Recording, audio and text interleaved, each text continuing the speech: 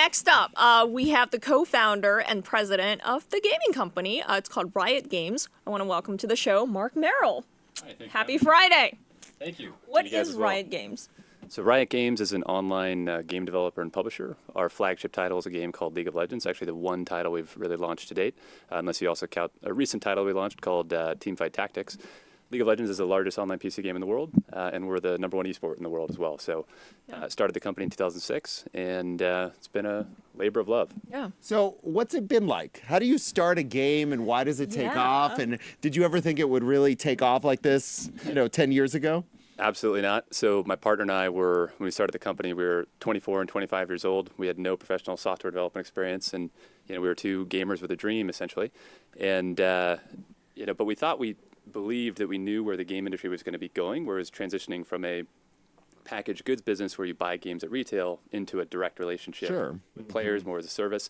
And so we wanted to build a company that could establish a great relationship of trust and build high-quality games. And League of Legends was the first proof point to that broader thesis. It's just been far more successful than we ever imagined possible. And League of Legends recently collaborated with Louis Vuitton. Louis Right? Vuitton. Louis Vuitton. What was that like, and why? Why LV? So it was the first time we've ever done a brand partnership like that in the game. And Louis Vuitton has a 160-year history of partnering with culturally relevant titles or events or celebrities or things like that. And so they approached us with great respect for our intellectual property and our community and humility, and wanted to find a way to explore if there's a way to engage. And so we ended up creating some skins with them, which our community reacted really, really well to. They are a skin dealer. That's primarily what they do, yeah. Yeah, so skins are digital cosmetic items, so alternate outfits for the characters that you play in the game that we sell.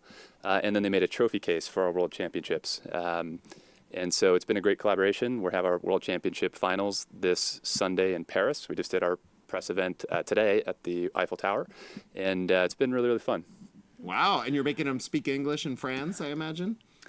We speak in 19 different languages, so Wow. our last World Championships had 99.6 million viewers all around the world, and so Wow. Super Bowl had 98 million, so it's a little glimpse of things to come in the 21st century. So, 10 years ago, eSports were like, these gamers, they don't know what they're doing. And now we see celebrities, we see, these big prizes going to gamers. We see they're celebrities in their own right. When did that change? So a lot of that, I think, started to change over the last 5 or 10 years, where streaming really, from a technology standpoint, really started to grow. And games like League of Legends and others, such as Counter-Strike and, say, StarCraft, really started to invest more heavily in building esports infrastructure. And as part of that, we've always tried to build a sustainable ecosystem where players would join teams in a similar way to how Kobe Bryant would join the Lakers. Of course. These franchises could have value. Many of them are now valued in the 9 figures and are part of 13 different leagues that we operate around the world. And so we wanted to help create a platform to turn the great players of the game into celebrities and into pros, and it's been really fun to watch that happen.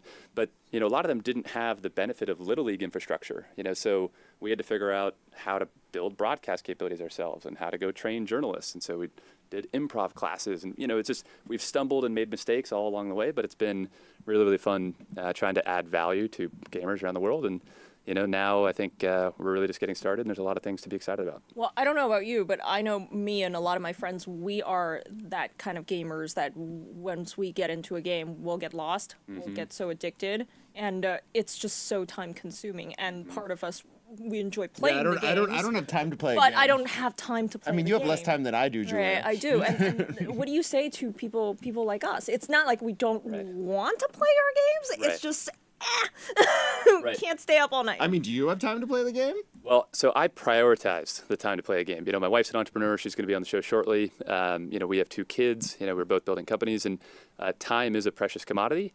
But it's such an important part of my life, and I love doing it, that if I don't, I start to feel like my soul is degrading. And so a lot of times I'll play in the early morning, like I'll wake up at 4 a.m. and I'll play till 7 and the kids wake up and make breakfast, do the whole thing. But and I think a lot of gamers do that. One of the things that's interesting is as gamers grow older, Oftentimes they may play less games, but they still have a high affinity. They may play different types of games. And this is also why esports is great, because they can still watch. You can watch on the go. You can be. Yeah, that is true. The whole revolution of watching people game has become a big thing.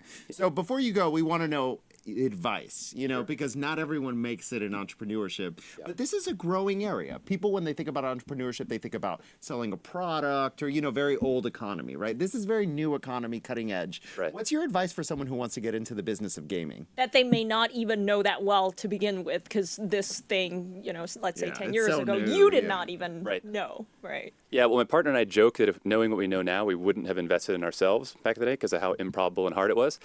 Not to discourage any aspiring entrepreneurs, but I do think that there needs to be the balance between willing to follow your intuition and your sort of customer orientation about where you see the problem or opportunity that you think you can go solve, and having the courage to go take the risk, but sort of balancing that with the intellectual honesty and the self-awareness to validate your assumptions and look at the data and trying to find out the things that will torpedo your plan. And then in our experience, it's all about building an incredible team and staying committed to your vision and then iterating like crazy towards and being stubborn, as you encounter mistakes or hardships or setbacks. When you're the outlier, lots of people are going to give you resistance, and that doesn't mean you're wrong, but it does mean that you need to continue to validate your assumptions and try to figure out the things we believe, are they still true? But then be relentless in your pursuit of what you're trying to do. So That sounds like a good life advice. So I heard a few contradictory things, even though they do make sense to me. But for a person who is executing it, and you have so many things going on, people say yes, people say no, people are like, I don't know. Right. When do you draw the line between intuition and data? So I think it's difficult, and there's no perfect playbook. One of the things that we try to talk about internally at Riot, so we've scaled now. We have over about 3,000 employees around the world, and so a lot of companies like to talk about data-driven decision making. We think that is bad. Because data is fundamentally reactive to things that have already happened. It's not going to show you where the puck is going. So again, we think you need the intellectual honesty to look at data. We want data-informed decision-making, where you then be like, okay, what does this mean? How do we marry that with our intuition? And a lot of these things are contradictions. They're paradoxes. They have tension, which is why human ingenuity, creativity, and teamwork and diversity of viewpoints, where great people have different skill sets coming together to build a team, are the secret elements that help create successful startups. All right. Well, Marc, thank you for that excellent life advice in that sense. All right. Good seeing you. Good seeing you. Thank you.